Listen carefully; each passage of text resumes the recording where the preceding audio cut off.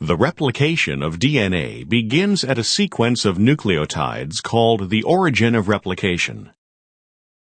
Helicase unwinds the double-stranded DNA helix, and single-strand binding proteins react with the single-stranded regions of the DNA and stabilize it. DNA polymerase III is the major enzyme involved in DNA replication.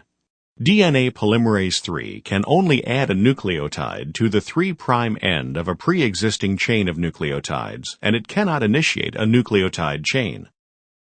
Therefore, an RNA polymerase, called a primase, constructs an RNA primer, a sequence of about 10 nucleotides complementary to the parent DNA. DNA polymerase III can then add deoxyribonucleotides to synthesize the new complementary strand of DNA. Because the two parent strands of DNA are antiparallel, they are oriented in opposite directions and must therefore be elongated by different mechanisms. The leading strand elongates toward the replication fork by adding nucleotides continuously to its growing 3' end. In contrast, the lagging strand, which elongates away from the replication fork, is synthesized discontinuously as a series of short segments called Okazaki fragments. When the DNA polymerase III reaches the RNA primer on the lagging strand, it is replaced by DNA polymerase I, which removes the RNA and replaces it with DNA. DNA ligase then attaches and forms phosphodiester bonds.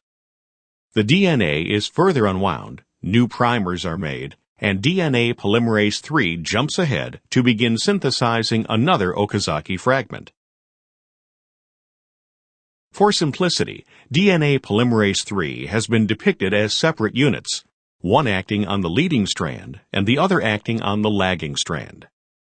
The current view of DNA polymerase III is that the two subunits function together with the DNA on the lagging strand, folding to allow the dimeric DNA polymerase molecule to replicate both strands of the parental DNA duplex simultaneously.